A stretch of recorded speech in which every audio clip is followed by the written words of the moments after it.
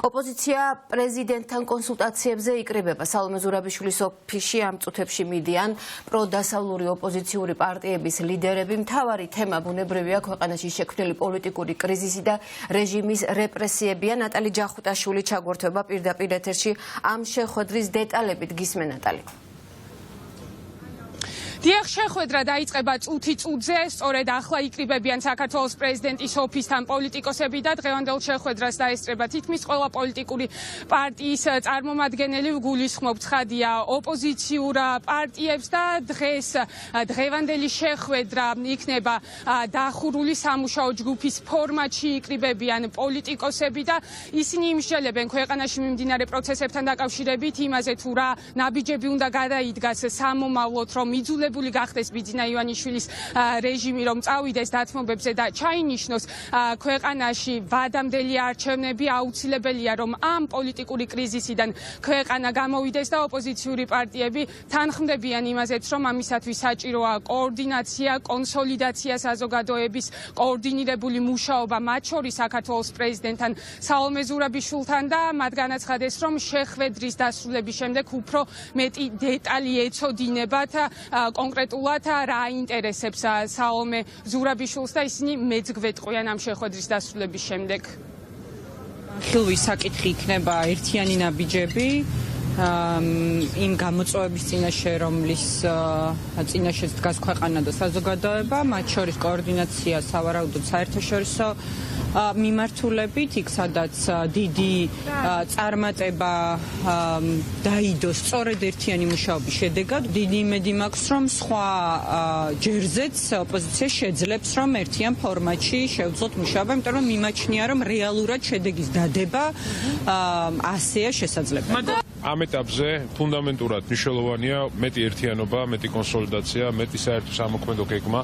აი მაგალითად საერთაშორისო ასპარეზზე, სადაც ჩვენ ერთიან პოზიციას ვაფიქსირებთ, გვაქვს ძალიან სერიოზული შედეგები. ახლა ჩვენ გვჭირდება, რომ იმ არაადეკვატურ ინიციატივებს, რაც მხოლოდ და მხოლოდ ხალხის დაშინებისთვის არის და დასუსტებისკენ მიმავალი ქართული ოცნების რაღაცა ძალის დემონსტრირებისთვის არის გამისული და მეტი არაფერი, აი რაც ახლა ხდება ქართული ოცნების მხრიდან, ყველაფერი ეს ნაბიჯი იდგმება ერთ-ერთი მიზნის გამო. თავისი მყიფე ერთიანობა განიმტკიცონ და ჩვენ დაგვასუსტონ და რაღაცა დაგვაფიქრონ, რომ ბევრი მეტნი ვართ თუ არა. ამას უნდა დაუპირისპიროთ სწორედ ერთიანობა. ჩვენი ერთიანი მყარი პოზიცია გადატეხავს საბოლოოდ ამ პროცესს. აი ეს არის ძალიან მნიშვნელოვანი. ეს არის სამუშაო შეხვედრა.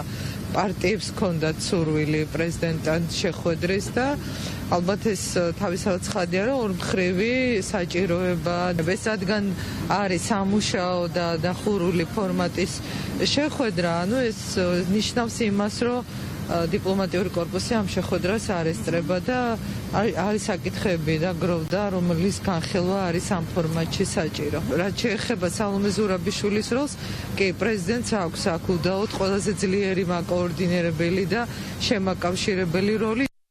ძალიან ბუნებრივია, რომ ორმხრივი სურვილი არის შეხვედრის და აუცილებლობა აქ სურვილზე არ არის. ძალიან მნიშვნელოვანია ჩვენ შორის კოორდინაცია, ძალიან ბევრი საქმეა, როგორც ქვეყნის გარეთ, ასევე ქვეყნის შიგნით და პოლიტიკური პარტიების და პრეზიდენტის შეჯერებული პოზიცია. ყველაფერზე იქნება ეს პოლიტპატიმრების დაცვა, იქნება ეს საგარეო არაღიარების პოლიტიკა, იქნება ეს პროტესტი თუ სხვა, არის ძალიან მნიშვნელოვანი და ჩვენი თანამშრომლობა უნდა იყოს ძალიან მჭიდრო და ძალიან მიხარია, ჯერ არ ვიცი შინაარსი ბუნებრივია, მაგრამ ძალიან მნიშვნელოვანია, რომ ჩვენ შორის კოორდინაცია გრძელდება. საზოგადოების გამთლიანება, როცა ქვეყანა ესეთ კრიზისში იყოფება, არის მნიშვნელოვანი ქვეყნის გადასარჩენა. ეს არის ძალიან მნიშვნელოვანი. კონკრეტულად რა საკითხს განვიხილავ დღეს ვერ გიპასუხებ, იმიტომ არ ვიცი, პრეზიდენტმა მოგვიწვია.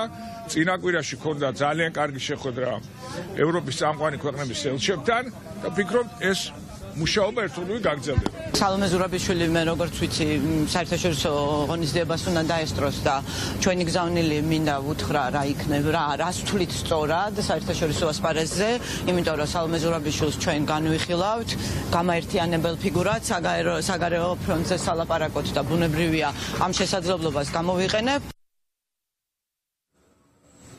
საინტერესო არის ისიც გმასურს დღეს საქართველოს პრეზიდენტს ოპოზიციური სპექტრისთვის რა გზავნილები ექნება სალომე ზურაბიშვილს დახურულ კარს მიღმა ამ ყველაფერს ჩვენ გავიგებთ მას შემდეგ რაც დღევანდელი შეხვედრა დასრულდება თუმცა მანამდე ოპოზიციური პარტიები მედიასთან აცხადებდნენ რომ ისინი პროაქტიულად იმუშავებენ იმისათვის რომ ქართულმა ოცნებამ სინდისის ტყვეები რაც შეიძლება სწრაფად გამოუშვას ციხიდან და ასევე ისინი თანხმდებიან იმაზე და სრული კონსენსუსია ოპოზიციურ სპექტრში იმასთან დაკავშირებით, რომ კონკრეტული ნაბიჯები უნდა გადაიდგას არაღიარების პოლიტიკის განმტკიცებისთვის.